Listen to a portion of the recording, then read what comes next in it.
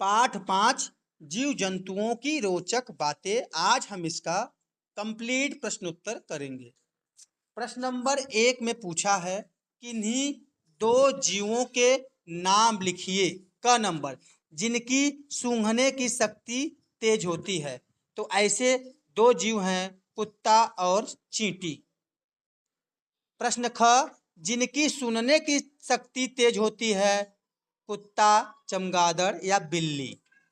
ग कह रहा है जिनके बाहरी कान नहीं होते हैं। तो उत्तर में लिखेंगे सांप और पक्षी जैसे कबूतर। प्रश्न घ जो रात में देख सकते हैं दो जीव कौन कौन से हैं? उल्लू, तेंदुआ या बिल्ली। अंग प्रश्न है जो दिन के समय सोते हैं ऐसे जीव कौन से हैं? उल्लू और चमगादड़।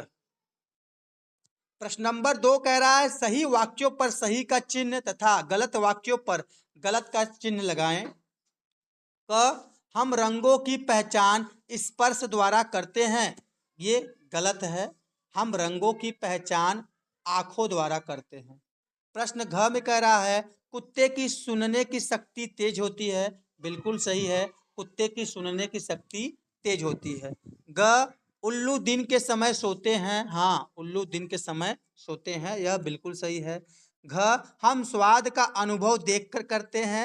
यह गलत है। हम स्वाद का अनुभव चख कर करते हैं न कि देख कर। अंग है खरगोश अपने कानों से खतरों का अनुमान लगा लेते हैं। बिल्कुल सही है, खरगोश अपने कानों से खतरों का अनुमान लगा लेते हैं। च सांप के बाहरी कान नहीं होते हैं। यह भी सही है, सांप कंपन द्वारा चीजों को महसूस करता है। सांप के बाहरी कान नहीं होते हैं। छ पंछी चारों तरफ देखने के लिए अपनी गर्दन घुमा लेते हैं। यह भी बिल्कुल सही है, पंछी अब चारों तरफ देखने के लिए अपनी गर्दन को घुमाते हैं। तेंदुआ अंधेरे में नहीं देख सकता। गलत बात है, तेंदुआ अंधेरे में देख सकता है। प्रश्न नंबर 3 निम्नलिखित प्रश्नों के उत्तर लिखिए। अब हम प्रश्नोत्तर करेंगे। प्रश्न क पूछ रहा है जमीन पर मीठा गिरने से चींटियां कैसे आ जाती हैं?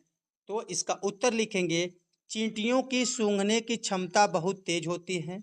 जमीन पर मीठा गिरने से वे उसकी गंध को बहुत दूर से ही पहचान लेती हैं और वहां पहुंच जाती हैं। प्रश्न घ पक्षी अपनी गर्दन क्यों घुमाते हैं? इसका उत्तर है अधिकांश पंछियों की आंखों की पुतलियां हिल नहीं सकती, इसलिए वे अपने आसपास देखने के लिए अपनी पूरी गर्दन घुमाते हैं। प्रश्न ग कुत्तों का उपयोग अपराधियों को पकड़ने में क्यों किया जाता है?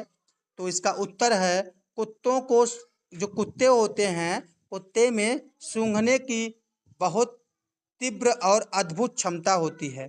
वे अपराधियों के शरीर या उनकी वस्तुओं की गंध को सूंघकर उनका पीछा आसानी से कर लेते हैं। अंतिम प्रश्न है घ खरगोश किस प्रकार खतरे का अनुमान लगाते हैं? तो इसका उत्तर है खरगोश के कान लंबे और लचीले होते हैं। वे अपने कानों को चारों दिशाओं में घुमाकर हल्की सी हल्की आवाज भी सुन लेते हैं और खतरे का अनुमान लगा लेते हैं।